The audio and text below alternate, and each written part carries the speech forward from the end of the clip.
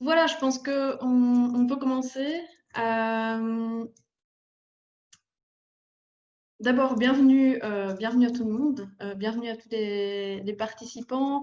Merci pour votre patience aussi vis-à-vis de toute la logistique que ça demande de tenir une conférence en ligne. Donc cette conférence aujourd'hui, elle va clôturer la phase d'information en ligne qui est menée dans le cadre de la concertation autour du prolongement du tramway à Ferney-Voltaire depuis Genève, entre Ferney-Voltaire et Genève. Et ce soir, on a 4 personnes qui vont prendre la parole. Moi-même, d'abord, je me présente. Donc, Laurie Daff, chef de projet à Mobilhome. Donc, c'est un bureau d'études chargé de faire des études d'usage en mobilité qui est basé à Lausanne. Et pour cette concertation, nous sommes chargés des aspects mobilité, en tout cas en co-construction avec la Belle Friche. Et ce soir, je serai chargée de distribuer la parole aux intervenants, mais je présenterai aussi quelques résultats qui sont liés au questionnaire en ligne qui était diffusé sur Decidim. On entendra tout de suite Aude Masboungui, qui est cofondatrice de Label Friche, le bureau de coordination de la présente concertation. Elle va nous parler des différentes étapes du projet de prolongement de tram entre Genève et Ferney et le cadre de la concertation menée à cet égard.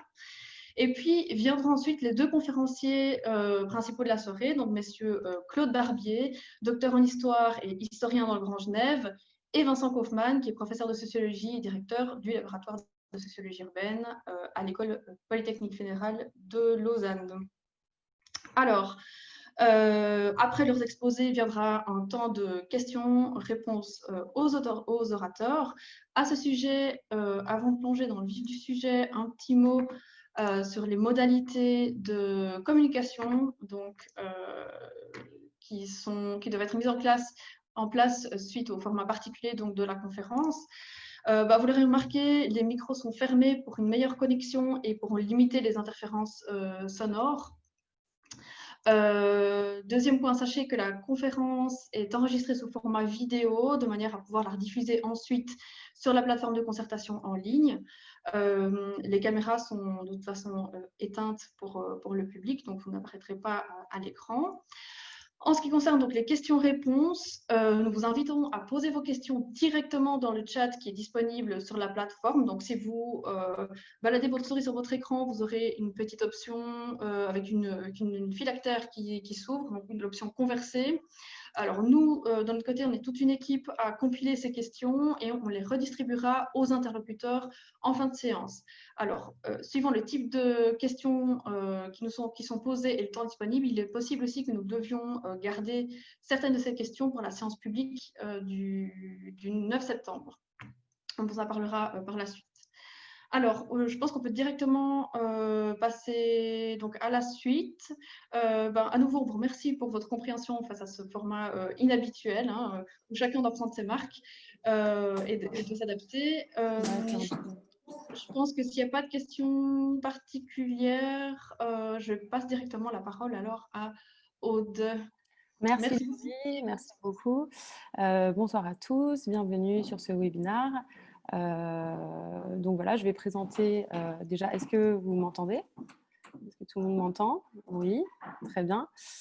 Donc je vais présenter rapidement la concertation, l'objet de cette concertation et puis les modalités qui s'en suivent. Donc voilà, aujourd'hui, vous n'êtes pas sans savoir qu'il existe un certain nombre de problèmes à la frontière franco-suisse, problèmes en termes de trafic routier, de pollution, qui sont notamment dus aux déplacements en voiture du pays de Gex vers la Suisse. Donc, ce sont des déplacements qui représentent environ 85% des déplacements totaux.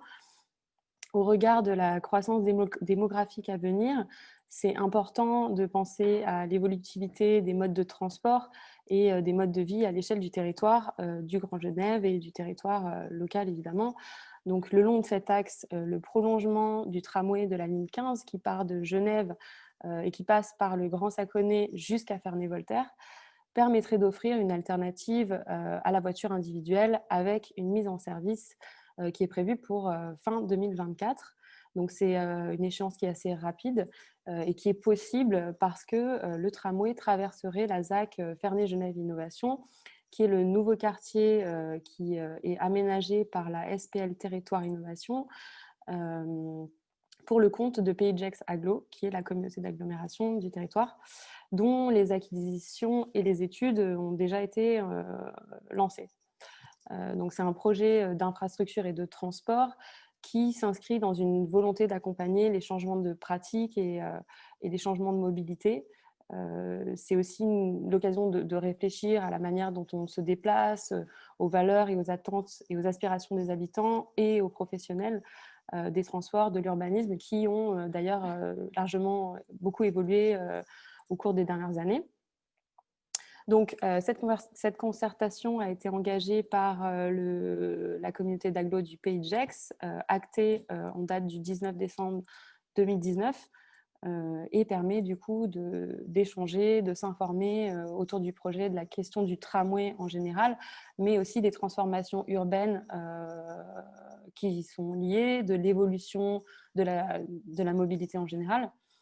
Bien que ce soit un projet qui concerne, qui s'inscrive dans une logique d'aménagement global et transfrontalier, cette concertation ne porte que sur la partie française du territoire et notamment la partie de Ferney-Voltaire.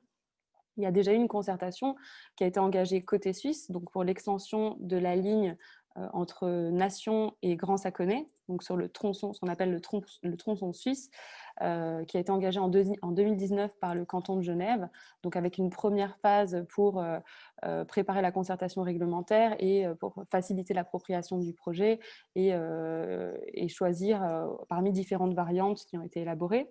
Il y a une deuxième phase qui est en cours aujourd'hui, qui vient d'être lancée et donc qui permet d'accompagner la conception du projet en termes d'aménagement et d'infrastructure et qui a lieu jusqu'en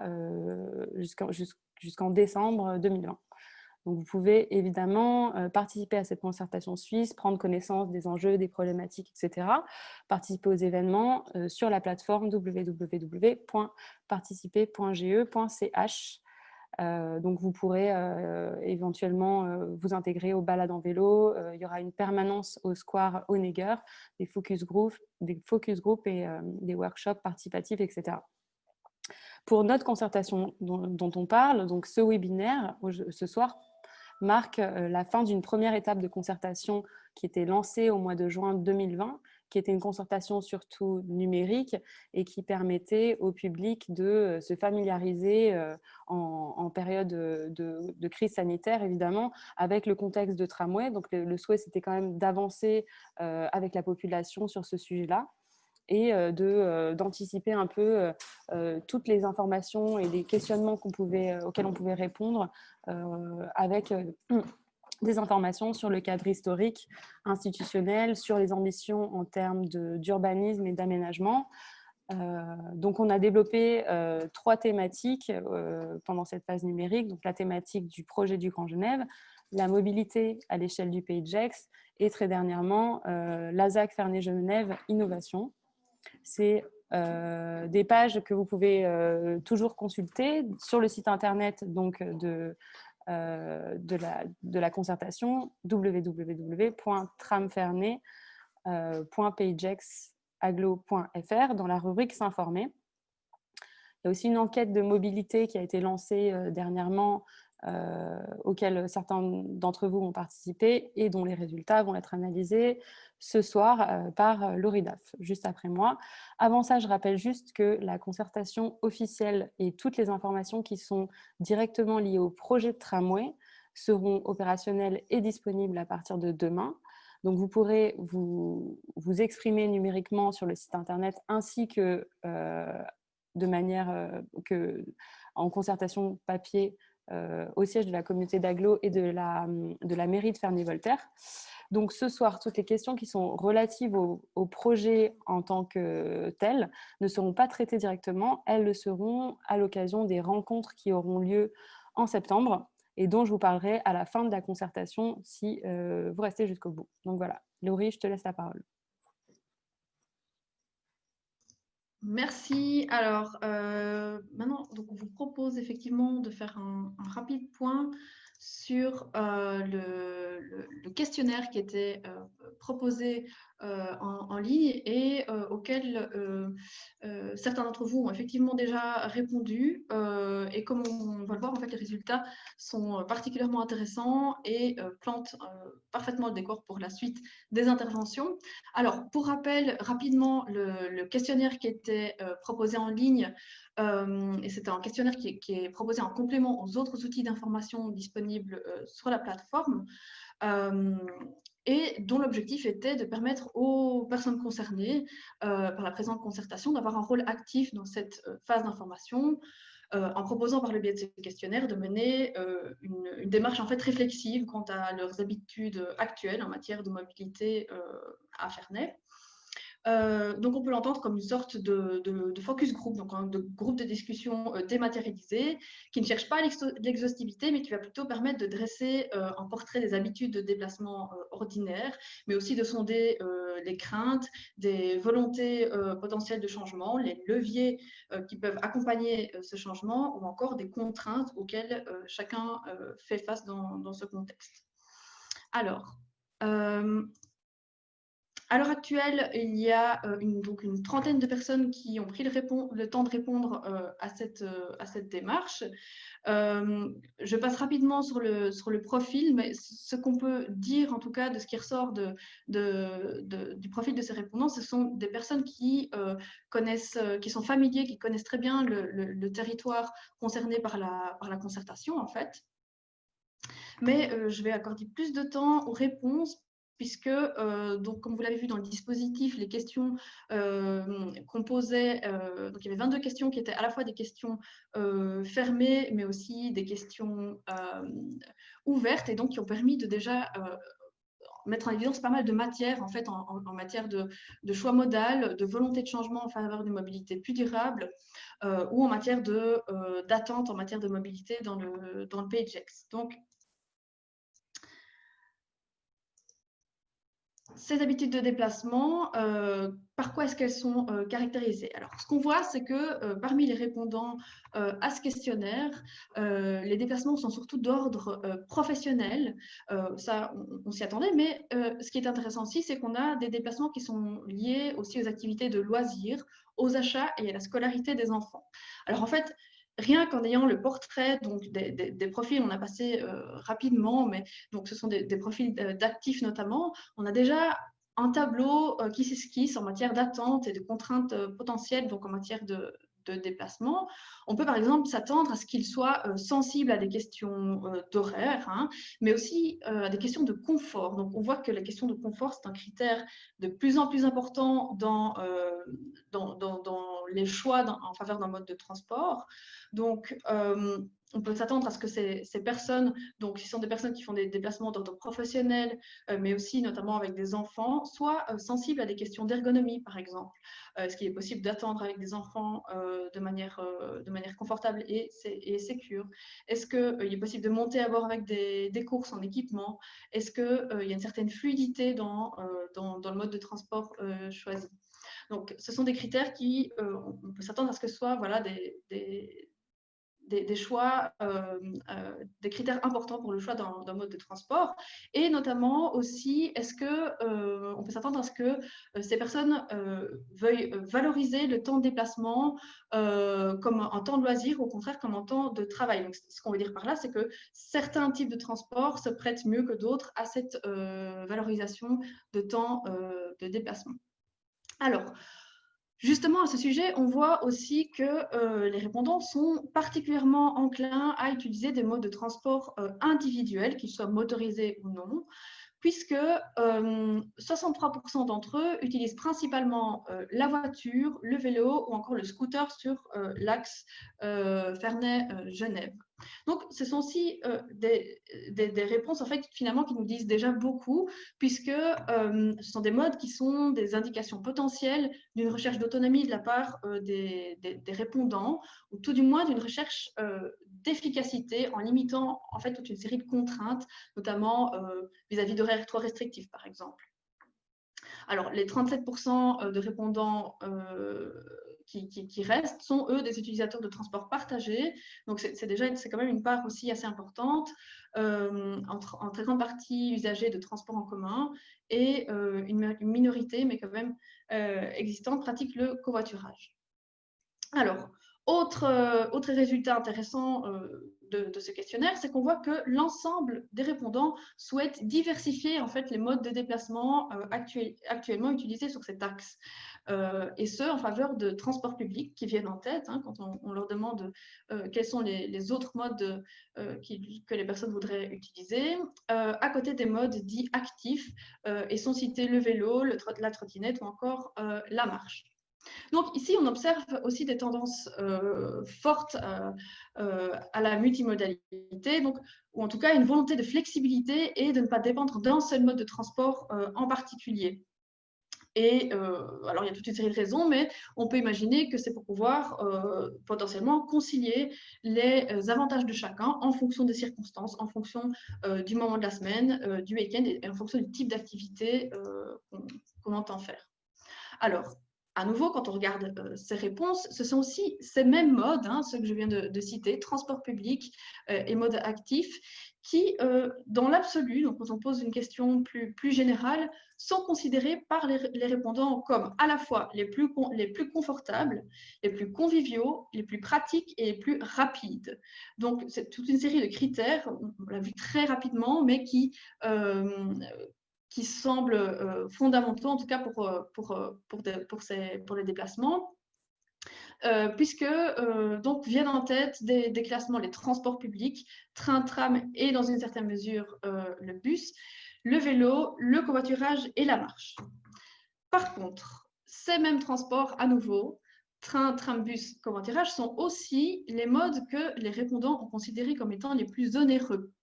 Au contraire de la marche et du vélo, qui, eux, étaient considérés comme les moins onéreux. Alors, évidemment, le critère de coût peut aussi constituer un critère supplémentaire en faveur d'un mode de transport ou d'un autre.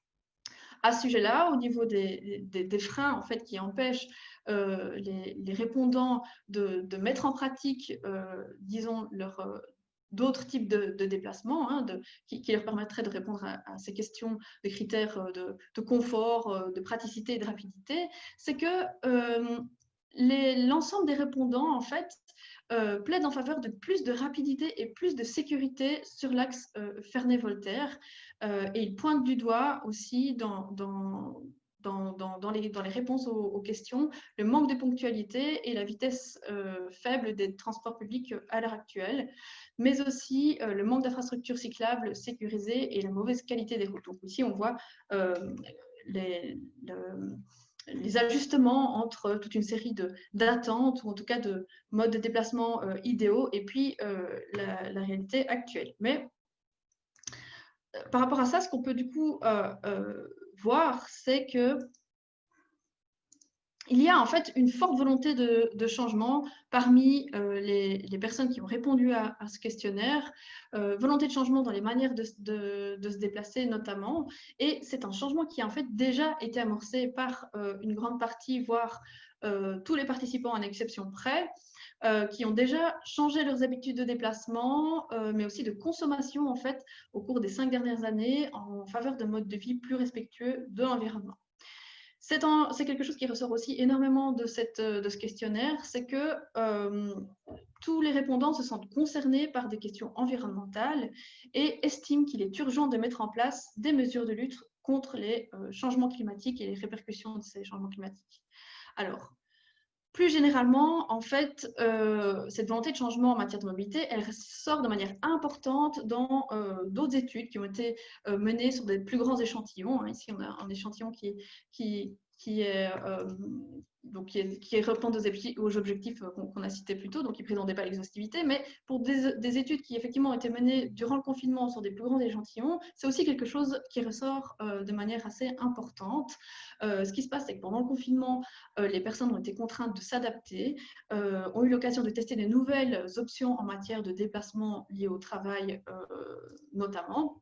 Et ce qu'on remarque, par exemple, ici je cite une étude qui a été menée auprès de 1200 personnes dans le Grand Genève, c'est que 55% des actifs du Grand Genève, premièrement, souhaitent davantage recourir au télétravail dans les mois qui suivent le déconfinement, et 59%, donc presque 60%, souhaitent diminuer les temps de déplacement pour se rendre au travail.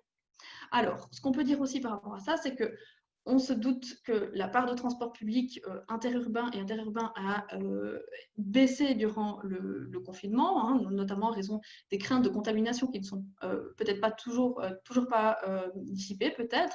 Mais par ailleurs, ce que ces études nous montrent, c'est que en fait, cette inquiétude, elle reste secondaire dans les choix de déplacement des personnes, donc ils restent avec cette volonté prégnante de changement dans les habitudes de déplacement, avec des aspects fonctionnels relatifs à la rapidité, au coût et à la praticité, des aspects relatifs au confort ou encore relatifs à l'impact sur l'environnement qui restent les éléments les plus importants en fait aux yeux des répondants.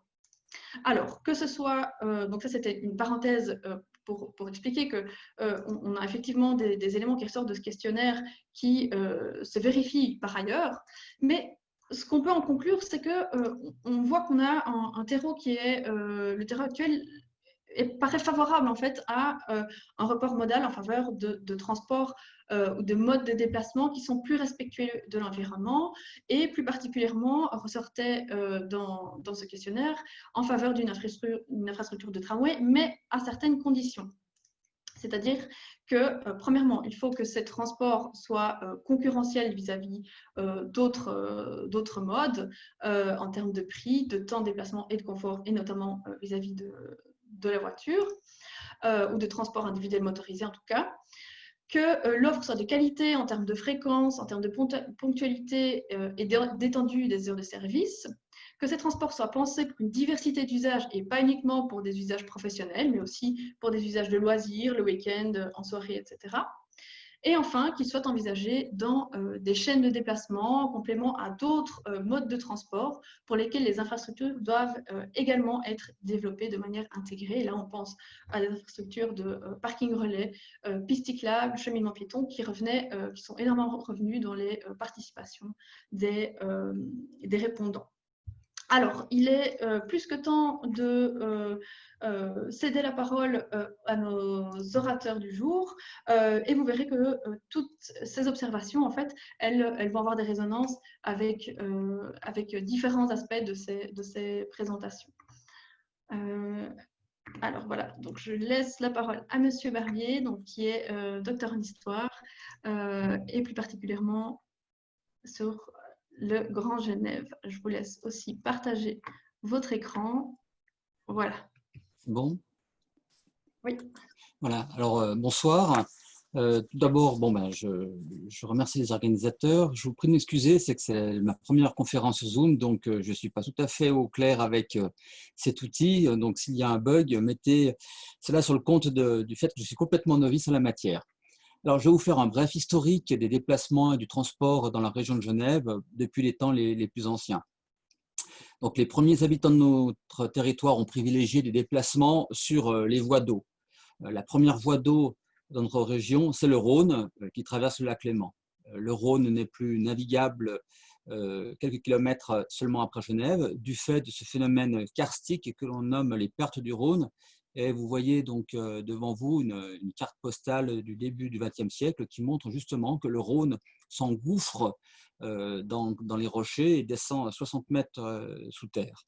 Le fleuve réapparaît à Seyssel, où il est navigable jusqu'à la Méditerranée. Je vous interromps, je pense juste qu'il manque un partage d'écran. Là, il faut juste que vous appuyez sur la petite flèche en bas, au centre, pour partager votre écran. Alors là, j'ai même plus rien du tout. Que tout le monde voit les images à la clé de votre discours.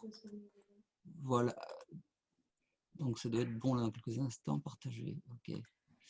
Voilà, c'est parfait. C'est bon là? D'accord. Vous voyez, je vous confirmais. En fait, je suis novice. Voilà.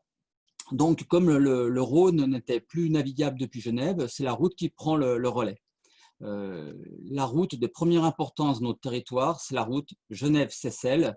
Et je vous montre maintenant donc une carte qui illustre Elle devrait arriver. Voilà. Donc, vous repérez le Léman, vous repérez le Rhône qui descend et vous voyez donc légèrement sur la droite l'axe Genève-Seyssel.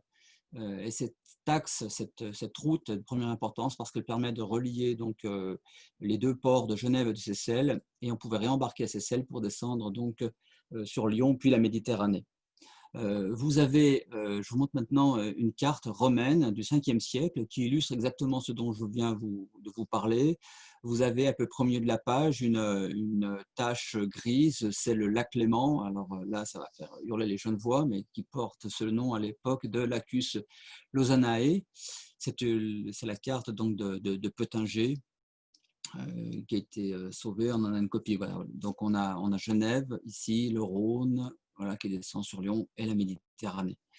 Donc, on voit l'importance accordée donc, aux voies fluviales. En fait, le réseau routier va peu évoluer pendant presque 2000 ans. Et jusqu'au 19e siècle, les voies fluviales et lacustres sont préférées à la route, qui est très chaotique. Les déplacements sont lents. Au XVIIe siècle, il faut 11 jours pour aller de Paris à Lyon.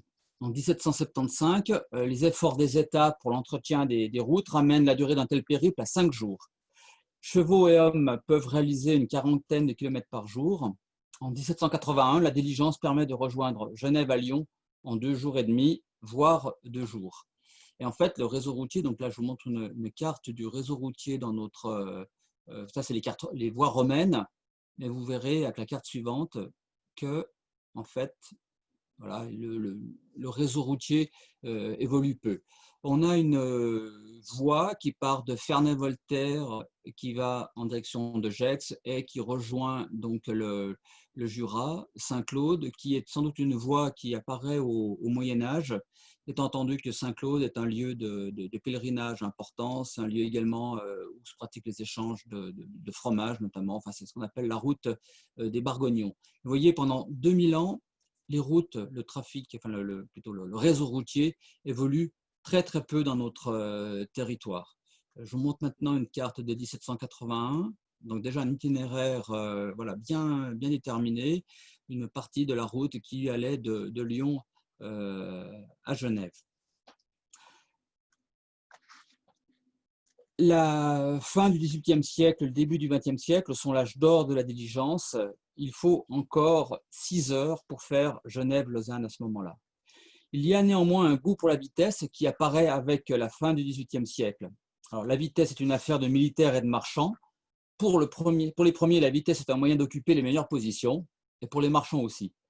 Alors, ce goût pour la vitesse est aidé par les progrès techniques. La machine à vapeur de Watt, le fardier de Cugnot, laisse rapidement place aux locomotives à vapeur, dont la première circule en Grande-Bretagne dès 1812. Il faut attendre 1827-1830 en France, dans la région de Saint-Étienne, pour voir apparaître les premières locomotives à vapeur. Alors, le train arrive dans notre région en 1858 et la cité de Calvin est reliée au réseau français, avec Bourg-en-Bresse tout d'abord, puis Lyon, par Seyssel et Culose. Le train reprend, pour l'essentiel, des axes anciens. C'est également en 1858 que Genève est également reliée au réseau suisse. Avant que n'existe le tramway, fonctionna l'omnibus, qui était une forme de voiture publique attelée. On compte 14 destinations à partir de Genève en 1850, 47 en 1875, dont une destination qui nous touche, celle de Ferney-Voltaire. Le réseau en étoile depuis Genève est constitué par les compagnies qui desservent Genève et ses multiples destinations. Et en fait, ce réseau des omnibus préfigure le futur réseau de tramway. Le premier projet de tram à Genève date de 1855, mais la première ligne est créée en 1862. Elle effectue une liaison entre Genève et Carouge. Les premières années, les voitures du tramway sont tirées par des chevaux. Le tramway arrive à Ferney en 1890, qui est une année particulièrement faste, puisque les lignes sont ouvertes à destination de Chancy, Le Grand-Lancy et Vernier. Alors, une petite explication également sur cette apparente extrême facilité pour construire une ligne de tramway au-delà des limites cantonales de Genève. Donc, ça oblige à faire un petit tour, je vais le faire rapidement, hein, sur la situation géopolitique. Genève, en 1815, donc après les guerres napoléoniennes, est intégrée à la Confédération. Mais la majorité protestante de Genève, la majorité bourgeoise, rejette un accroissement territorial qui obligerait Genève à accueillir des catholiques, qu'ils soient gessiens ou savoyards. Résultat, cette même élite désire une Genève à la fois rattachée à la Suisse, mais de petite taille pour pouvoir conserver cette majorité protestante. Alors, Pictet de Rochemont a une idée astucieuse qui est celle de créer des zones franches qui permettent de faire de Genève à la fois la capitale économique de son territoire sans avoir à supporter une population à la fois catholique et généralement pauvre. Donc, au moment où arrive le tram à Ferney, nous sommes en plein dans cette période où les zones franches donnent le plein essor de leurs possibilités.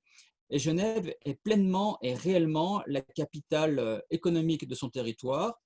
Et en fait, tout se fait à Genève, même les réunions des partis politiques des habitants de Haute-Savoie, qui trouvent un moyen facile pour trouver des salles, un moyen de transport pour se rendre à Genève. Donc, il n'y a aucune difficulté pour envisager des lignes de tram entre Genève et sa périphérie, qu'elle soit savoyarde ou gessienne. Alors, l'idée d'une liaison complète Genève-Ferney-Gex date de 1865. Les communes de Gex et de Ferney font une demande de subvention à Genève. Une entrevue a lieu entre les autorités genevoises et le sous-préfet de Gex l'année suivante. Chacune des parties, donc État de Genève, État français, sont d'accord de prendre à leur charge les coûts d'une telle infrastructure dans le territoire de leur ressort. Bon, le projet en reste là. Notre initiative n'aboutit pas mieux en 1878. Un projet encore plus ambitieux vise à relier Gex, Genève et Saint-Julien. Vous voyez, donc carrément de France voisine à France voisine, quoi. En 1890, les élus du Pays de Gex demandent à ce que l'axe Gex-Ferney figure dans le plan départemental des chemins de fer à voie étroite.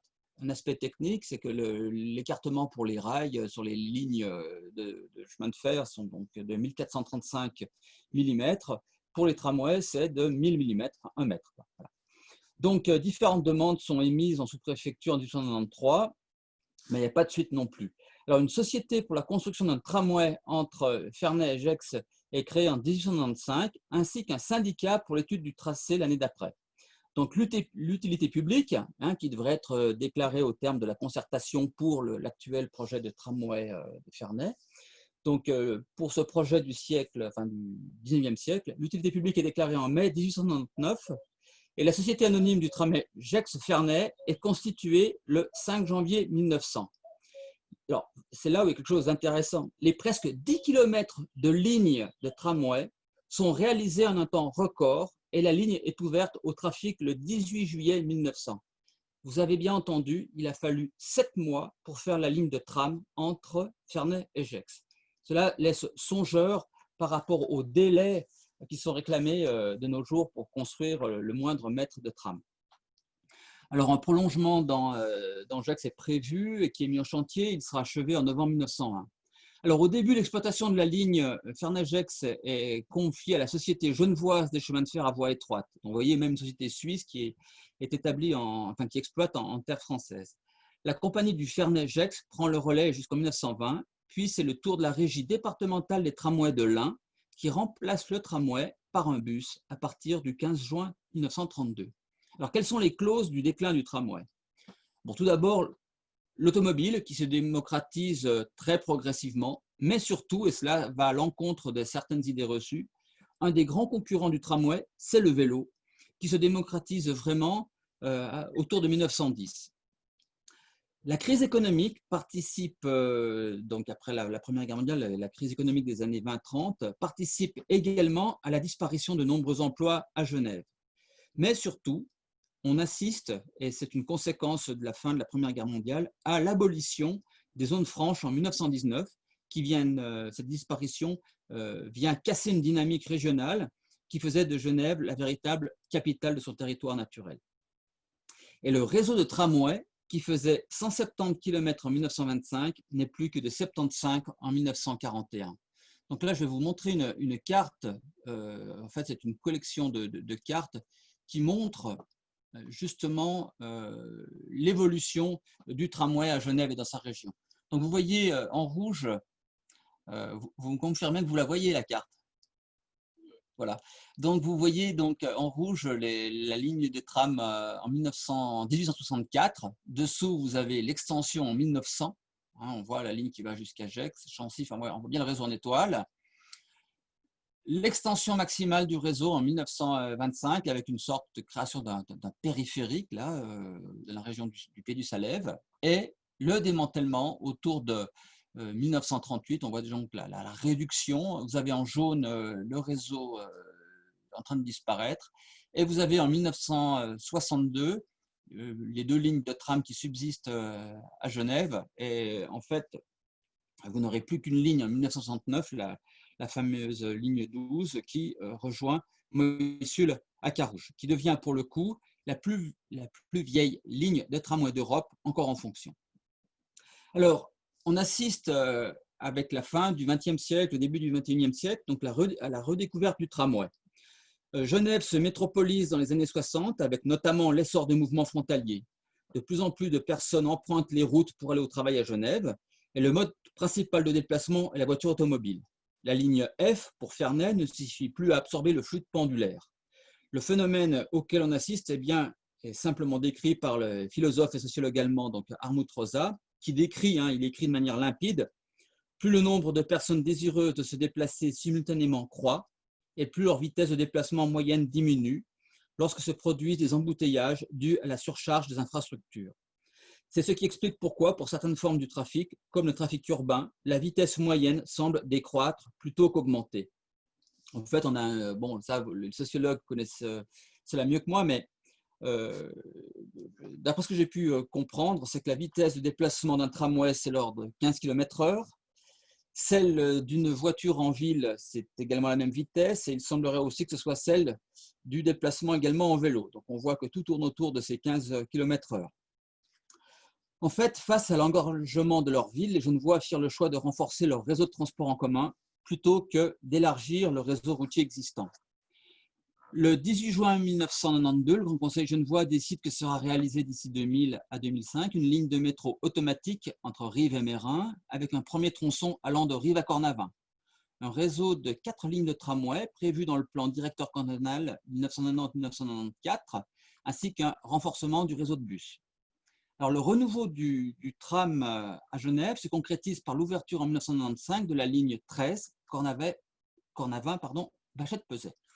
Depuis, de nouveaux tronçons sont créés, de nouvelles lignes ouvertes, lignes 14, 15 et 18, qui permettent au tramway de reconquérir très partiellement les positions perdues dès les années 30.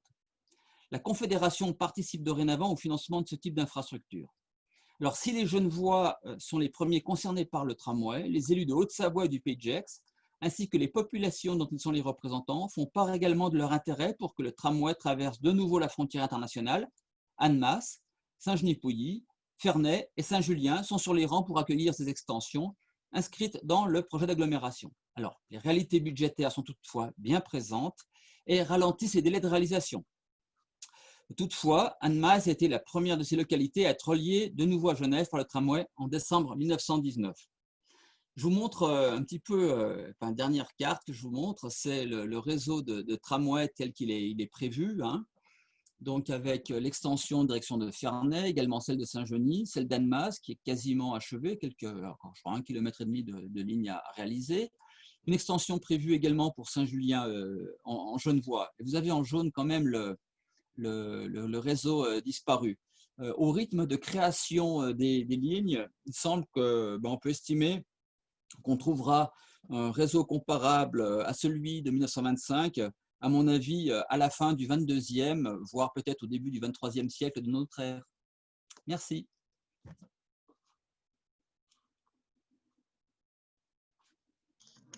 Merci beaucoup, Monsieur Verbier, pour cette mise en perspective du projet actuel, en fait, de le rendre à toute sa profondeur historique.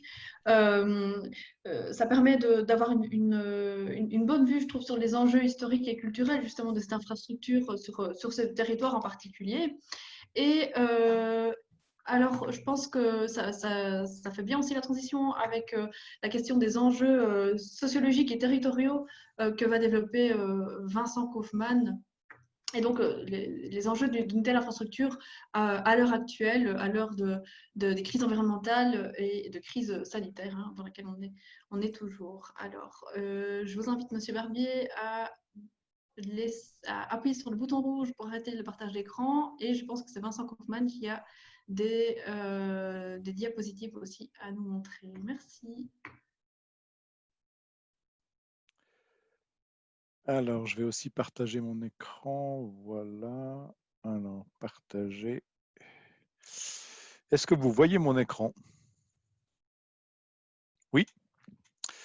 Parfait. Bien, ben merci, merci pour cette introduction. Merci Claude d'avoir introduit le sujet par la perspective historique. Moi, je vais vous proposer, en fait, j'avais envie de vous proposer un exposé qui part d'un certain nombre de résultats de recherche, une recherche qu'on a eu l'occasion de mener à l'EPFL l'année dernière et qui traite du Grand Genève pour, à partir de ces résultats, questionner les impacts probables et possibles du tramway à Ferney, évidemment, et plus généralement de l'amélioration des transports publics que sa réalisation entraînera dans le pays de Gex. Alors, cette recherche,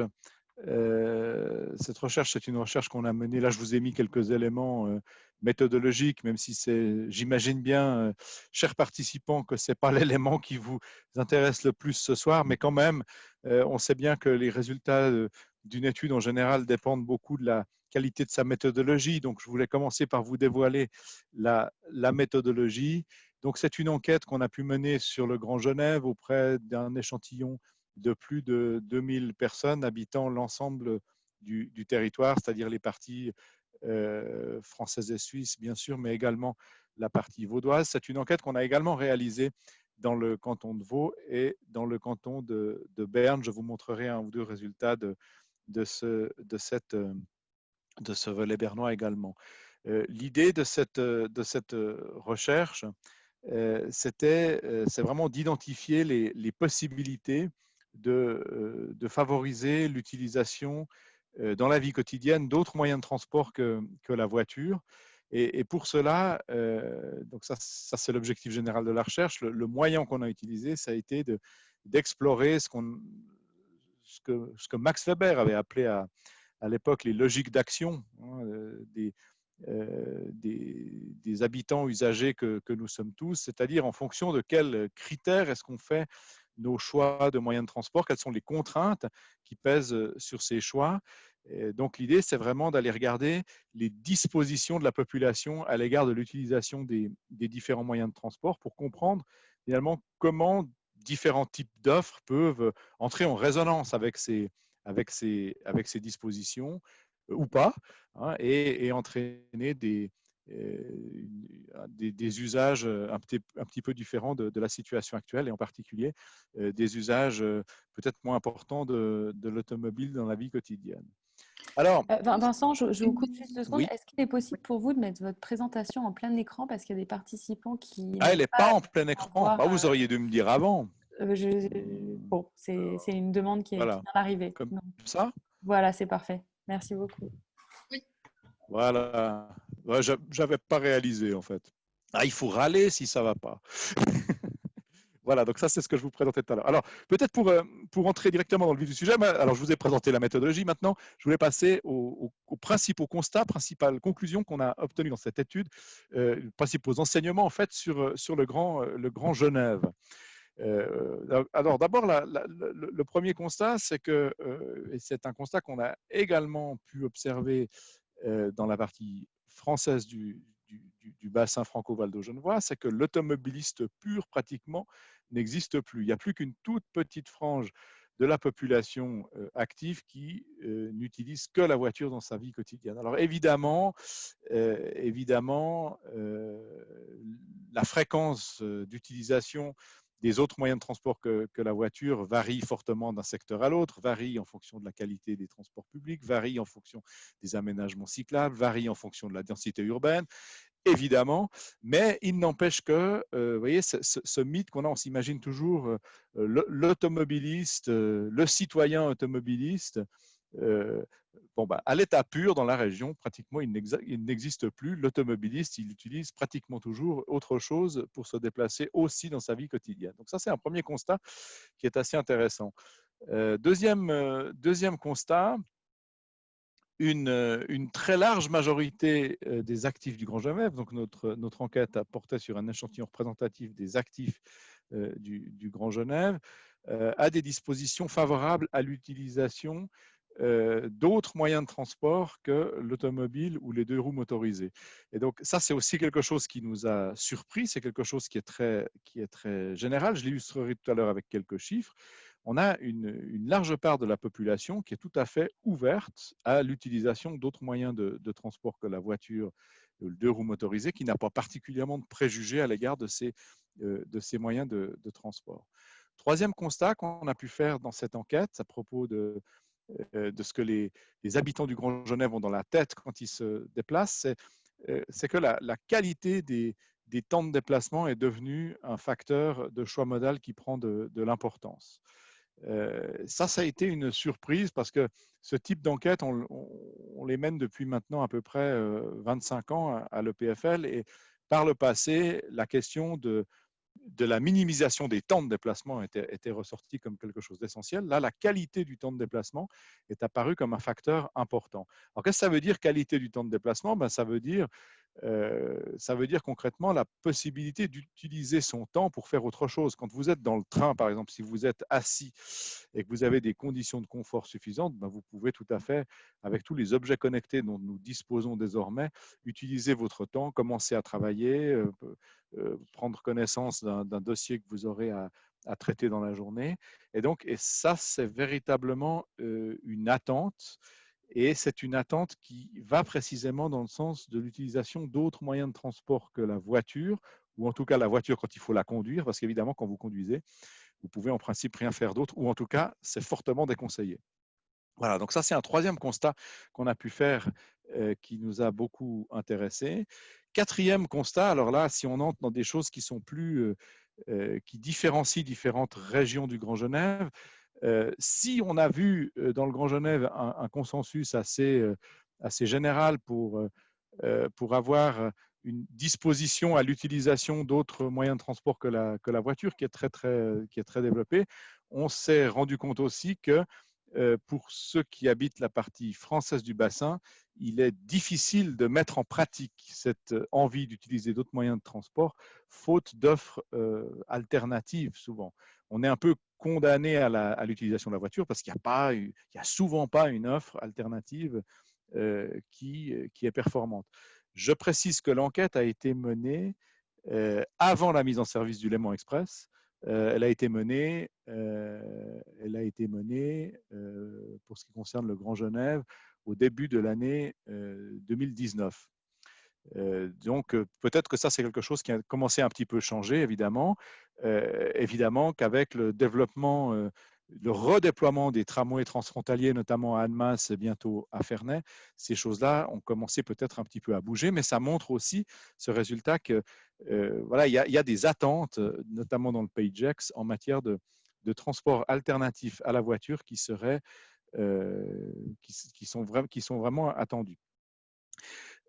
Cinquième constat, qui est un constat qui concerne plutôt Genève, les conditions de stationnement à Genève, quoi qu'on en dise pour les déplacements pendulaires, restent relativement favorables. Et ça a été un étonnement. Et c'est un point dont on peut aussi discuter. Ce qui est apparu en particulier, c'est que, alors bien sûr, il y a une politique restrictive du stationnement à Genève depuis longtemps, mais on a pu constater dans l'enquête qu'il y a une pratique qui s'est quand même beaucoup développée, c'est de se garer sur du stationnement limité toute la journée et de prendre le risque de la contravention. Et cette contravention, elle arrive finalement pas si souvent que ça, ce qui fait que finalement, on peut même faire un raisonnement économique en disant, ben, elle coûtera moins cher que si on doit se louer une place dans un parking souterrain. Et donc vous voyez, ces conditions de stationnement, finalement, elles ne sont pas si défavorables à l'utilisation de l'automobile. Et ça, c'est quelque chose aussi qui nous a frappé. Et puis, un dernier élément, alors peut-être on en parlera moins aujourd'hui, mais ça a été peut-être la surprise, l'élément qu'on n'attendait pas, mais que moi, personnellement, je trouve très intéressant, c'est qu'on a constaté qu'il y avait un potentiel de report modal à partir des dispositions de la population à utiliser différents moyens de transport. On s'est rendu compte qu'il y avait un potentiel de report modal spécifique et important qui allait de l'automobile vers le vélo et le vélo électrique, enfin plutôt le vélo électrique et le vélo, parce que le vélo électrique et le vélo, c'est des moyens de transport individuels, tout comme l'automobile, et qu'on s'est rendu compte qu'il y a une partie de la population qui, entre guillemets, ne supporte pas d'être associée à des lignes et à des horaires, à un voyage en commun, et préfère largement, s'il faut se passer d'automobile, rester sur un mode individuel de transport qui permet finalement de se déplacer de façon totalement autonome, comme le permet par exemple le vélo électrique ou le vélo. Voilà donc quelques constats généraux qu'on a faits qui pourront évidemment alimenter la discussion. Maintenant, peut-être pour aller un petit peu plus loin et dépasser ces constats généraux, moi j'avais envie de vous présenter encore brièvement une typologie des usagers qu'on a pu réaliser. Donc, il y a 8 types, là, vous les avez sous les yeux. Et c'est 8 dispositions à l'utilisation des différents moyens de transport. Alors, la première, on en a déjà un peu parlé, je vous ai dit qu'ils avaient quasiment disparu, ceux qui utilisent que l'automobile dans la vie quotidienne. Les deuxièmes, ceux qui préfèrent largement utiliser les transports individuels motorisés à tout autre moyen de transport, c'est prédisposé au mode individuel motorisé. Et troisième, des personnes qui cherchent avant tout à comparer l'efficacité des modes. Quand ils effectuent un choix dans leur vie quotidienne pour se déplacer, ils ont tendance à utiliser le moyen de transport le plus efficace et ou le moins cher, ou une combinaison des deux. Quatrième, des comparateurs de confort. Là, je vous parlais de l'importance croissante du confort, donc des personnes qui n'ont pas une préférence particulière à l'égard d'un mode ou d'un autre, mais qui privilégient les plus confortables, c'est-à-dire ceux qui vont peut-être le plus permettre d'utiliser son temps pendant le trajet. Les cinquièmes, donc les prédisposés au mode individuel, sont ceux dont je viens de vous parler un tout petit peu à propos du vélo électrique, des gens qui, disons, préfèrent utiliser des modes de transport individuels et ont toujours un petit peu de peine avec le caractère collectif du transport collectif et le côté associés à des lignes et des horaires, les prédisposés au mode de transport alternatif à la voiture. Donc le sixième type, c'est des personnes qui préfèrent utiliser d'autres moyens de transport que l'automobile, pas tellement pour des raisons écologiques, mais parce qu'ils n'aiment pas conduire ou voilà, parce qu'ils trouvent ça stressant et c'est plus un rapport à leur vie quotidienne qu'ils recherchent dans l'utilisation de ces moyens de transport. Des prédisposés au mode actif, des personnes qui vont privilégier tant que faire se peut le vélo et la marche, et notamment pour des motifs liés à leur santé. Et puis, enfin, ce qu'on a qualifié d'environnementalistes, des gens qui mettent d'abord en avant des convictions environnementales pour effectuer leur choix de moyens de transport dans la vie quotidienne. Alors, quand on regarde le poids que représentent ces différents types dans la population. Là, vous avez sur ce graphique, vous voyez, c'est trié en fonction du genre. Vous voyez que voilà, les automobilistes exclusifs, ils représentent un petit pourcentage voilà, vous voyez, de 4%, les prédisposés au transport individuel motorisé, 7 à 8%, comparateurs d'efficacité, 20 à 23%. Comparateurs de confort, un peu plus de 10%, prédisposés au mode individuel, autour de 15%, prédisposés au mode alternatif. Vous voyez d'ailleurs, il y a plus d'hommes prédisposés au mode alternatif. Ça, c'est assez intéressant. C'est lié. Moi, j'ai fait l'hypothèse que c'est lié à la pression temporelle et notamment à la double journée. Les prédisposés au mode actif, vous voyez, et puis les environnementalistes qui ne sont pas extrêmement nombreux. Alors, maintenant, vous allez me dire, oui, bon, tout ça, c'était avant le Covid, etc. On a refait la même enquête et la même typologie voilà, pendant le Covid. Donc, on a pu actualiser en fait le poids que représentent ces différents types pendant le Covid. Et vous voyez une chose, bon, c'est peut-être un peu anecdotique, mais je trouve que c'est quand même intéressant. Toute la question après, c'est de savoir si ça va revenir comme à l'enquête de 2018 ou pas, lorsque finalement la crise que l'on vit actuellement sera terminée. Mais vous voyez qu'effectivement, les automobilistes exclusifs sont un petit peu plus nombreux dans l'enquête 2020 qu'on vient de mener que dans l'enquête 2018.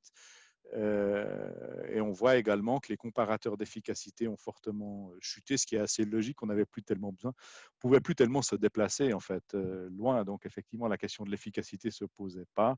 Et par contre, vous avez des prédisposés aux modes alternatifs qui se sont considérablement développés. Moi, ce que je trouve intéressant là-dedans, c'est qu'on a certes une croissance de l'envie d'utiliser la voiture qu'on voit très bien matérialisée à travers la croissance des automobilistes exclusifs, mais ça ne concerne pas la majorité de la population. Et donc ça, je trouve que c'est intéressant et que ça, peut-être ça casse certaines idées qu'on a, qui est qu'on est dans un retour à l'automobile un petit peu unilatéral depuis quelques mois. Peut-être encore un autre élément, puis j'arrive tranquillement vers la fin de mon exposé. Je vous disais au début de cet exposé qu'on avait comparé, on avait travaillé dans différentes régions, on a travaillé dans le Grand Genève, on a travaillé dans la région dans le canton de Vaud, en particulier à Lausanne, puis on a également travaillé à Berne.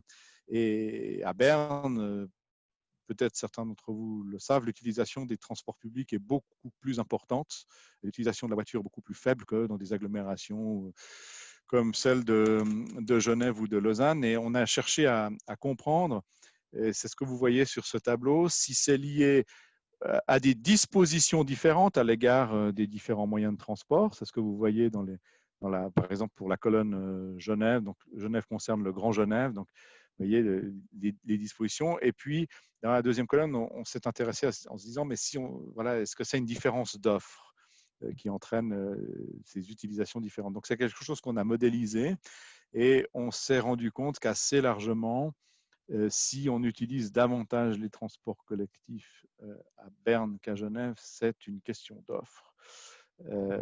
Essentiellement, et si vous regardez l'offre de Berne par rapport à celle de Genève, il y a une offre de tramway, il y a une offre ferroviaire qui est beaucoup plus développée. Et en gros, une agglomération, même quand vous allez dans des quartiers, des communes périurbaines où vous pouvez vous déplacer dans la vie quotidienne sans avoir tellement à être dépendant de l'automobile. Donc, je vous montre ce graphique, enfin, c'est quelques chiffres, parce que moi, il me semble intéressant par rapport à la situation que l'on vit actuellement dans le Grand Genève et particulièrement dans le pays de Gex, c'est qu'on sent qu'on a une envie d'utiliser d'autres moyens de transport que la voiture, que c'est pour l'instant compliqué parce qu'il n'y a pas tellement d'offres. Et puis là, on a ces chiffres de Berne qui montrent que quand il y a de l'offre, l'utilisation augmente très, très fortement. Et donc, je vais peut-être terminer avec ces constatations. Là, vous avez 4 points qui sont alors là plus spécifiques à la partie française du Grand Genève et qui sont aussi tirés de notre enquête et qui concernent donc notamment le pays de Gex. Ce qui est attendu des transports publics pour pouvoir les utiliser davantage, d'après les enquêtes qu'on a pu mener, c'est une augmentation des vitesses commerciales, une amélioration de l'offre de transport public de rabattement sur des transports publics lourds. Et donc ça, c'est très intéressant d'avoir un tramway par rapport à ça, c'est qu'on peut réorganiser l'ensemble du réseau de bus du pays de Gex. Il y a aussi le bus à haut niveau de service qui va jusqu'à Gex. Donc on peut commencer à avoir des effets de réseau et on peut commencer à se déplacer peut-être en transport public, non seulement pour aller à Genève, mais pour se déplacer à l'intérieur du pays de Gex de façon assez efficace. Il y a la question, troisième point, du confort d'utilisation des transports collectifs. Ça, c'est le point dont je vous ai déjà parlé plusieurs fois dans cet exposé. Et puis, dernier point qui était ressorti notamment de la concertation, hein, et ça, on l'a aussi vu dans notre enquête, il y a la question de la tarification pour les voyageurs occasionnels. Quand on a un abonnement, ça va relativement bien, mais quand on utilise des transports publics de façon occasionnelle, beaucoup trouvent que c'est extrêmement cher. Et ça, on le retrouve d'ailleurs aussi sur Genève, pas seulement dans les territoires dans la partie française du Grand Genève. Et donc, il y a toute une réflexion sans doute à mener sur la tarification. Voilà, donc j'en arrive peut-être à ma conclusion.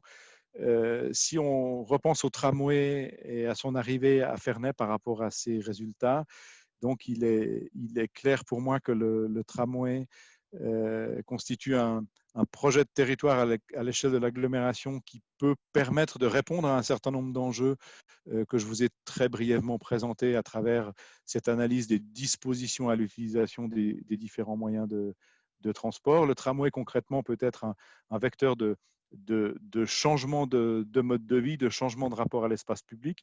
On sent qu'il y a une envie de pouvoir utiliser moins la voiture.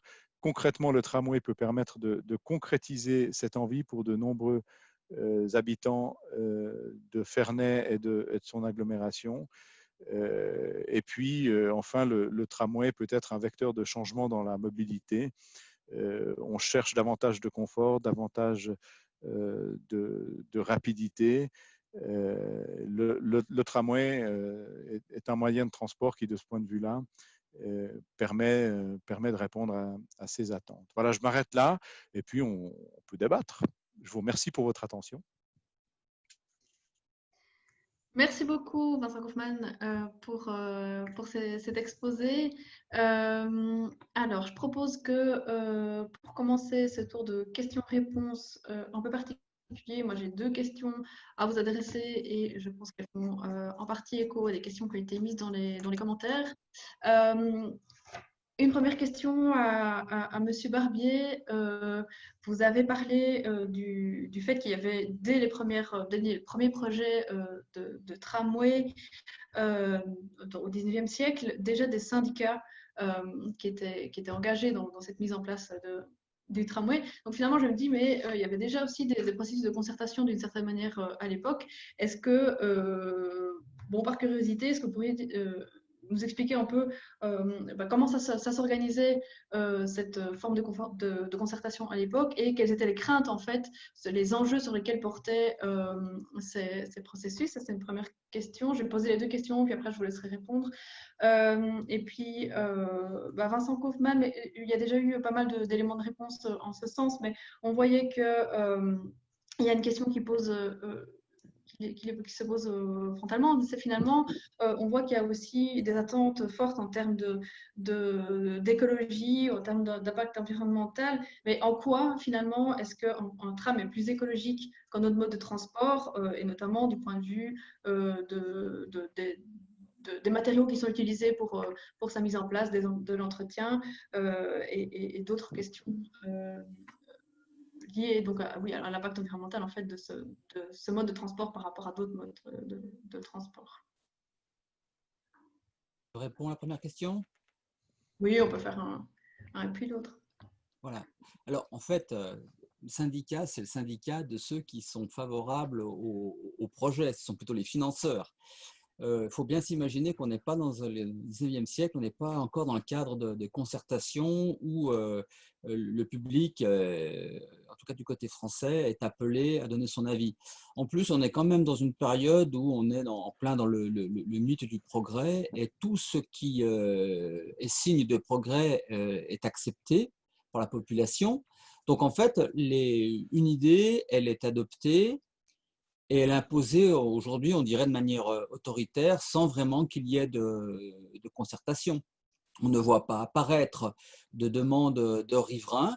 Alors, en revanche, du côté genevois de la frontière, on a des hostilités à la venue du chemin de fer, on a l'hostilité à la venue du tramway, de la population la plus, faut le dire ainsi, hein, la plus riche, la plus huppée du canton, qui voit d'un très mauvais œil justement le train, le tramway, qui sont quand même des éléments de démocratisation du transport. Les seuls opposants à ce progrès, ce sont les populations les plus aisées, quoi. Il faut l'avouer comme ça. Et puis la concertation, c'est quand même des outils du côté français. Vous savez, la démocratisation de la concertation à la française, il y a beaucoup à faire. C'est un ancien conseiller municipal minoritaire qui peut en parler. En fait, je ne suis pas tout à fait convaincu qu'on sollicite réellement l'avis de la population. Le mot concertation existe, mais il ne correspond pas réellement à une pratique démocratique. Je m'arrête là. ça va nous emmener dans des grands débats, ça. Mais moi, ça m'intéresse aussi ces questions-là. Peut-être juste pour revenir sur la question de tramway, est-il un mode favorable à l'environnement? Donc, je pense que bon, il y a plein de manières de répondre à ça. Bon, d'abord, peut-être on peut commencer par répondre en termes d'énergie grise par rapport à la construction d'un métro ou de moyens de transport plus lourds. Le bilan, alors évidemment, évidemment, il y a des radiers, il y a des rails, il y a de l'acier, etc. Mais ça reste relativement léger par rapport à des constructions beaucoup plus lourdes. Donc, de ce point de vue-là, d'un point de vue énergie grise, le bilan n'est pas si mauvais. Il y a des gains énergétiques par rapport à l'utilisation des moyens de transport. J'entends un tramway, une rame comme il y a en circulation à Genève peut transporter de 250 à 300 personnes par rame dans de bonnes conditions. Son mode de traction est l'électricité. Cette électricité d'ailleurs à Genève essentiellement d'origine hydraulique. Pour ce qui concerne le réseau des TPG. Un tramway, il est acheté pour 40 ans à Genève. Je sais qu'on peut être parfois tenté de se dire mais ces tramways ont l'air vieux et on devrait les changer plus rapidement. Hein, certaines villes le font d'ailleurs, mais à Genève, on est sur 35 à 40 ans. Les lignes, on les construit au minimum pour 50 ans, donc on est sur des choses qui sont assez durables au sens premier du terme, je dirais. Je sais quelques éléments de réponse, on peut peut-être poursuivre la discussion. Moi,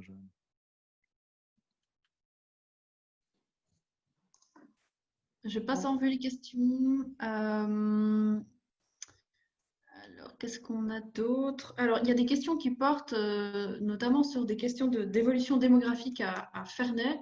Je pense que de vos deux points de vue, ça peut être intéressant d'avoir vos éclairages là-dessus. Alors, il y a une question qui portait sur le tracé. Alors ça, on aura peut-être des éléments plus techniques pour pouvoir y répondre, mais d'un point de vue aussi de vos perspectives historiques et sociologiques, qu'est-ce qu'on peut dire sur ce choix de tracé, donc qui ne passe pas particulièrement dans le centre actuel, centre de Ferney, mais qui, on s'imagine bien, doit être envisagé du point de vue des projets résidentiels, immobiliers, en tout cas à venir à Ferney. Qu'est-ce que vous pouvez nous en dire là-dessus? Écoutez, je n'ai pas une connaissance fine du tracé, mais pour prendre un cas que je connais un peu moins mal, qui est celui de Saint-Julien-Genevois, parce que le tramway doit arriver. Le problème, on a quand même aussi une espèce de confrontation tram-voiture, et dans des endroits étroits, ce n'est pas toujours facile de faire cohabiter le passage du tram, a priori en site propre, avec des accès réservés aux voitures. Vous y rajoutez maintenant une voie pour les piétons, une voie pour les vélos, et vous devriez en fait démolir tous les centres-villes pour pouvoir passer l'ensemble de ces lignes de transport. Donc, c'est extrêmement compliqué. Vous rajoutez également le problème des vibrations pour de l'habitat ancien. Donc, vous avez quand même une série de contraintes extrêmement sérieuses. Je vous ai annoncé là qu'on pouvait réaliser une ligne de chemin de tram en 6 mois. C'était le cas pour Genève-Ferney ou pour la liaison Carouge-Saint-Julien. Mais c'est terminé parce que justement les aspects techniques, le fait que de part et d'autre des lignes de tramway, tout est urbanisé, tout cela rend extrêmement complexe la création de ces lignes de tramway. Et donc on doit bien comprendre, c'est que la ligne de tramway telles qu'elles sont dessinées aujourd'hui correspondent en quelque sorte à un optimum compte tenu de toutes les contraintes qui sont posées. peut-être pour enchaîner, pour compléter, moi je dirais, il y a deux éléments. D'abord, je pense qu'il y a une chose qu'il ne faut pas oublier, c'est que la région du Grand Genève connaît une croissance démographique exceptionnelle depuis longtemps, puisqu'elle a gagné, durant la décennie écoulée, 20 000 habitants par an, si on compte bien, ce qui est quand même extrêmement conséquent. Si on compare ça à des régions urbaines en Europe, c'est assez exceptionnel. On trouve pas beaucoup de villes, de régions urbaines qui ont cette croissance-là avec cette taille-là. C'est pas, voilà, on n'est pas sur une agglomération qui fait 10 millions d'habitants, j'entends.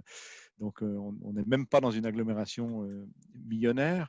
Et donc, déjà, ça c'est un élément moi, qui me paraît être un élément important. Par rapport à cette croissance, on a des infrastructures de transport d'une manière générale qui sont sous-dimensionnées. On a vraiment besoin, alors ça est en train d'un petit peu de changer avec le Léman Express, mais on a vraiment besoin voilà, de transport plus lourd. Alors après, si on arrive sur le tramway, qui précisément est un de ces transports plus lourds, et de son tracé, pour moi, le tramway de Ferney, c'est un des ingrédients d'un réseau de transport public plus vaste. C'est-à-dire qu'il y a le BHNS qui va sur Gex, qui est actuellement en construction.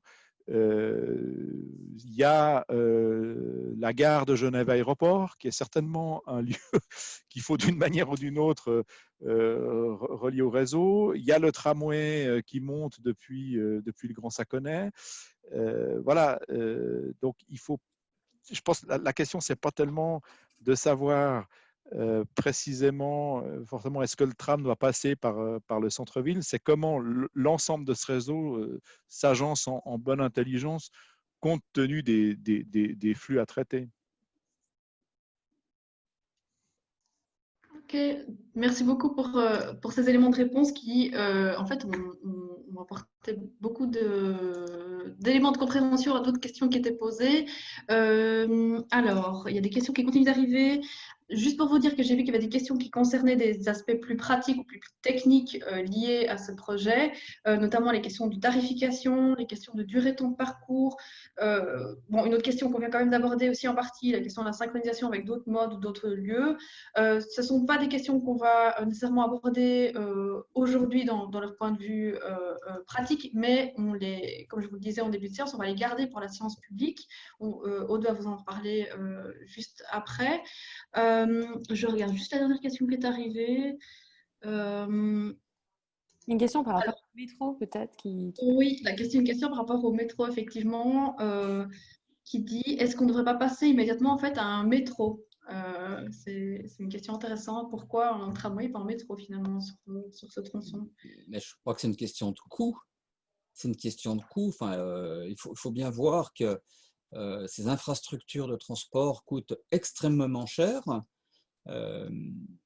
Et la tarification, pour relier une autre question précédente, même si on ne va pas y répondre tout de suite, mais il faut bien voir que les recettes, même si le billet unitaire coûte, on a le sentiment qu'il coûte très très cher, mais en fait, les collectivités publiques financent 90% du coût du transport, le passager n'en prend à son compte que 10%. Et il a le sentiment de payer cher. En réalité, on répartit sur une immense population les coûts liés au transport. Et donc le métro, je crois que c'est quelque chose sur lequel on ne peut pas tellement compter dans notre territoire. Et il faut faire des choix. Le choix s'est porté sur le tramway. On ne peut pas non plus multiplier à l'envi les modes de déplacement. Peut-être juste pour rebondir sur la question de la tarification, parce que je pense que c'est une question qui est particulièrement difficile dans le Grand Genève parce qu'il y a des écarts de revenus qui sont absolument gigantesques. Et donc, voilà. Probablement qu'il faut être beaucoup plus innovant sur la tarification. Moi, je suis frappé de voir que même avec la mise en service du Léman Express, on n'a pas réussi pour l'instant à avoir une véritable communauté tarifaire, c'est-à-dire au sens où on la connaît par exemple à Zurich, c'est-à-dire où vous prenez, dans une zone donnée, vous avez accès à tous les transports publics et puis quand vous vous déplacez dans l'agglomération, ben vous traversez différentes zones puis vous prenez le billet en fonction. Voilà, il y a, pour l'instant, on n'y est pas. Je pense vraiment qu'on devrait être beaucoup plus ambitieux là-dessus. Alors, c'est facile à dire. Hein.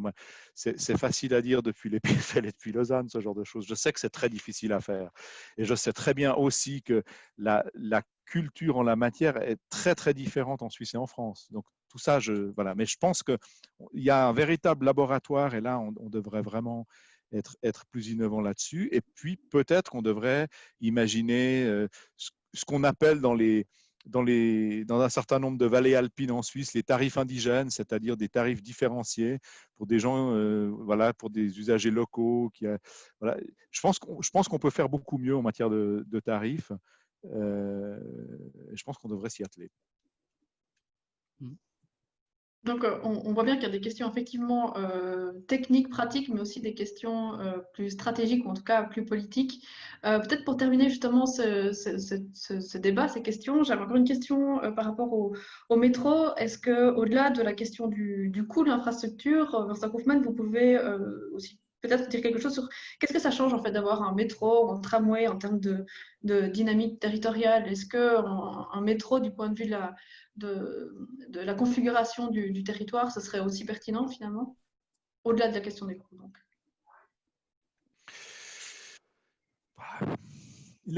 On est face à deux systèmes qui sont quand même très différents. Le métro, c'est vraiment un système urbain, urbain pour la ville dense.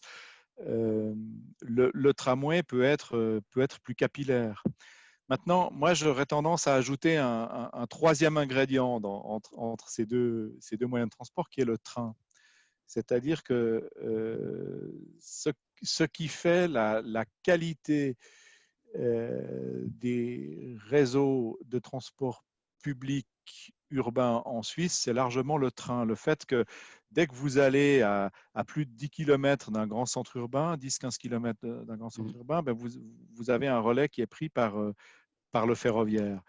Et quel est l'intérêt du ferroviaire? C'est qu'il est très rapide. Il arrive directement dans le centre avec des vitesses qui sont beaucoup plus élevées. Donc, ce que ça nous indique, je pense, par rapport à Ferney, moi, je pense que c'est totalement pertinent d'aller à Ferney en tramway. Je serais beaucoup plus dubitatif sur le fait d'aller à Gex en tramway. Et là, on est typiquement sur des distances où le train aurait sa pertinence pour rejoindre rapidement voilà, l'aéroport de Genève, le centre, etc. Mais donc, je pense qu'il ne faut pas avoir forcément une opposition entre le tram et le métro, qui sont deux modes de transport urbain, même si le tram l'est peut-être un peu moins que le métro.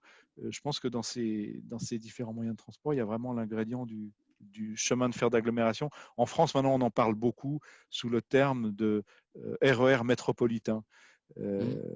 Voilà, et donc il y a tout un mouvement. On en parle à Grenoble, on en parle à Bordeaux, on en parle à Toulouse, on en parle à Marseille. Certainement qu'il y a quelque chose à faire avec le train, probablement aussi à Genève. Il y a toujours cette ligne du Pays de Gex là, qui est plus exploitée, je crois, pratiquement, et dont il y a périodiquement des projets pour essayer de la revitaliser. C'est peut-être pas inintéressant en fait de penser ça aussi comme ça. Si vous permettez, voilà, je voudrais compléter ce que dit Vincent Kaufmann, et c'est fort juste. En fait, on a deux lignes de chemin de fer dans ce territoire. C'est la ligne qui traverse le Pays de Gex, Bellegarde, Ferney, Gex, et puis se rattacher au réseau vaudois. Cette ligne existait. Elle est désaffectée maintenant. Son dernier usage visait à transporter les ordures ménagères du Pays de Gex en direction de Bellegarde. Et puis la ligne du Pied du Salève, donc l'axe Bellegarde-Saint-Julien-de-Masse, qui est la ligne oubliée du Léman Express. Et là, je pense qu'il y a deux beaux chantiers qui s'ouvrent dans notre territoire. Je rejoins tout à fait Vincent Kaufmann quand il dit que c'est un petit peu illusoire d'imaginer qu'on ira de Gex à Genève en tramway, mais on doit penser justement à réhabiliter, parce que les axes existent, enfin en tout cas les tracés sont toujours là, les voies, si je ne m'abuse en tout cas pour la voie du Pays de Gex, n'a pas été déferraillée. En revanche, la ligne Bellegarde-Saint-Julien-de-Masse sert principalement à transporter les eaux déviants. Elle doit faire partie du réseau express régional de demain.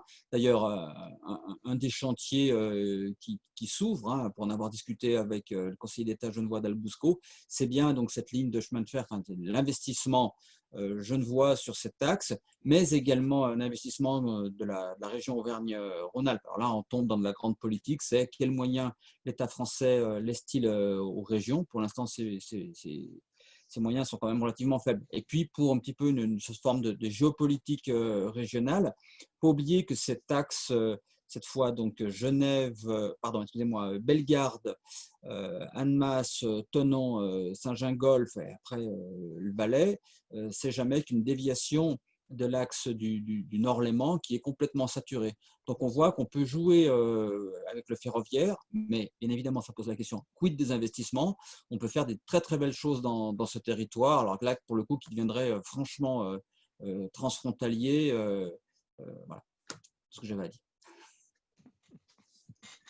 Merci beaucoup. On voit que voilà, c'est un projet qui soulève des questions qui dépassent la seule question de l'infrastructure, ou en tout cas du tracé du tramway, hein, qui s'inscrivent dans des dynamiques historiques, sociologiques, politiques. Merci beaucoup pour vos interventions. Avant de clôturer, je vais passer la parole à Aude Masboungi, qui a aussi des éléments de réponse en fait, à apporter à toute une série de questions qui ont été posées au cours de la séance. Et je t'en prie, Aude. Ok, merci. Alors, il y aura un certain nombre de questions qui ont été posées sur, effectivement, comme disait Laurie, le coût du tramway, la vitesse de desserte des stations, la localisation des stations, etc. Ça, encore une fois, c'est des questions qui vont être répondues en séance publique. Donc, je vous annoncerai les dates et les horaires précises tout à l'heure. En ce qui concerne, par exemple, le tracé du tramway, donc est-ce que le tracé arrive en centre-ville? Est-ce qu'il arrive sur la ZAC, etc. Ça, c'est un sujet qui sera débattu. C'est un des objets de la concertation en réalité. Donc, en participant aux 2 rencontres et à la concertation réglementaire, vous pourrez aussi donner votre avis sur les choix de ces tracés, sachant que les études préliminaires sur le passage du tramway ont été réalisées par des bureaux d'études qui seront d'ailleurs présents à l'occasion de ces rencontres, seront débattus. Donc, sur la question de la continuité du bus BHNS et du tramway.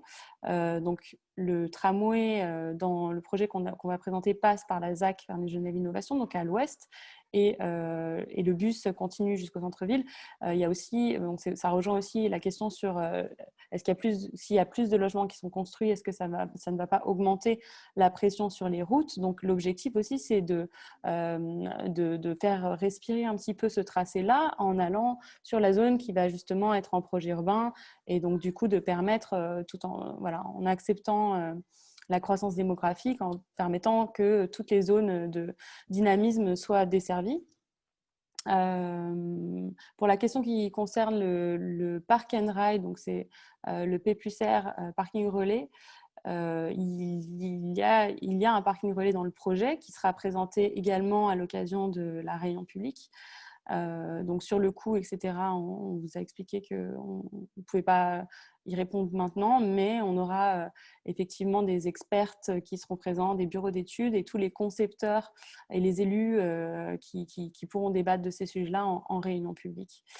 Je crois que j'ai répondu à toutes les questions. Pour la question des vélos aussi, alors voilà, toutes les thématiques qui sont un petit peu, et même la question du coût du ticket de métro dont parlait Vincent Kaufmann, toutes ces questions qui sont philosophiques ou qui sont un peu externes au sujet de technique du tramway dont on parle aujourd'hui, seront débattues à l'occasion des ateliers qu'on va organiser le 23 septembre. Donc voilà, on aura un certain nombre d'associations qui seront présentes à ce moment-là et d'expertes pour pouvoir prendre ces sujets et les analyser et les sauvegarder à travers les annales de cette concertation-là. Voilà, donc je vais passer du coup à l'explication de la suite de la concertation pour vous présenter les prochaines rencontres et voilà ce qui va être fait de cette concertation qui a lieu depuis le mois de juin. Donc, ça répond aussi à une des questions qui a été posée. Donc, depuis le mois de juin, on est entré dans une phase de concertation numérique parce qu'au regard de la crise sanitaire, évidemment, on ne pouvait pas lancer une phase de concertation réglementaire présentielle comme on l'aurait souhaité. mais néanmoins, on a quand même essayé de travailler la question et d'entrer en matière avec tous les sujets qui étaient liés à la question du tramway pour vous informer autour des problématiques et vous permettre aussi de prendre connaissance des sujets dont vous n'étiez peut-être pas au courant. Donc, le tramway est relié à des sujets qui sont évidemment plus larges. Et du coup de pouvoir aussi ouvrir la possibilité de faire une enquête de mobilité, donc d'appuyer le discours qu'on a aujourd'hui sur la réalité du terrain. Donc ça, c'est quelque chose qui est arrivé un peu en plus de ce qui était prévu initialement. En tout cas, suite à l'étape de concertation numérique, donc on rentre dès demain, donc à partir du 1er septembre, dans une phase de concertation réglementaire qui aura lieu tout le mois de septembre. Donc, de manière très technique, vous aurez un registre de concertation et un dossier de concertation qui vous permettront donc de vous exprimer et de vous informer sur le sujet du tramway. Donc, ils seront disponibles au format papier au siège de la communauté d'agglomération du pays de Gex, aux heures et aux jours habituels d'ouverture. Pareil pour la mairie de Ferney-Voltaire et au format numérique, donc sur le site internet www.ferney.paysdexaglo.fr dans la rubrique S'exprimer, qui sera ouverte dès demain matin. Alors, pour ce qui est des rencontres, donc vous aurez 2 rencontres en présentiel au mois de septembre. La première, c'est une réunion publique qui aura lieu le 9 septembre de 20h30 à 22h30 à la salle du Levant à Ferney-Voltaire. Donc, c'est une réunion publique qui aura pour objectif de préciser justement tout le sujet qui traite du projet de tramway qu'on n'a pas forcément évoqué jusqu'à présent, mais du coup qui sera disponible à travers le dossier de concertation demain et de manière plus active lors de la présentation physique de la réunion publique, et tout le cadre contextuel. Vous aurez du coup la possibilité d'échanger avec les élus, les experts, les concepteurs en charge du projet. La deuxième rencontre qui aura lieu, c'est des ateliers de réflexion thématique, donc en petits groupes avec les associations locales, avec des experts, qui aura lieu le mercredi 23 septembre de 18h à 21h. Et ce sera vraiment l'occasion de réfléchir en petits groupes thématiques avec des experts qui sont présents à l'évolution des modes de vie, des modes de déplacement, aux mesures de mobilité alternatives et aux conditions de changement pour mettre en place ces mesures à l'échelle du Grand Genève et du Pays de Gex. Alors, petite information, c'est qu'au regard des conditions sanitaires, les effectifs sont limités et donc les inscriptions sont obligatoires sur le site internet. À la rubrique participer, c'est très important parce qu'il y a un nombre limité et qu'on ne laissera pas, si ça dépasse, vous ne pourrez pas accéder à la réunion, évidemment. On prendra toutes les mesures nécessaires pour mettre en place les gestes barrières. On va vous fournir évidemment des masques et du gel hydroalcoolique. Voilà. Alors, l'étape 3 qui aura lieu en septembre se réalisera sous forme de bilan. Donc, on consignera un peu tous vos avis et tous les résultats de cette concertation sous la forme d'un bilan qui sera consultable en ligne et à la maison de projet sur la zone commerciale de la poterie de Ferney-Voltaire. Donc voilà, je vous conseille vivement de vous inscrire, c'est très important. Il y aura pas on n'acceptera personne en plus, mais évidemment, si vous le faites dès à présent, vous êtes les bienvenus. Voilà, je crois que j'ai fait le tour, donc je vous souhaite une bonne soirée. Je remercie également tous les intervenants qui ont présenté leur sujet. J'espère que ça vous a plu. N'hésitez pas non plus à nous commenter tout ça via le site internet. Voilà, je vous remercie et très bonne soirée à tout le monde. Merci pour l'invitation et bonne soirée. Merci bien, merci beaucoup.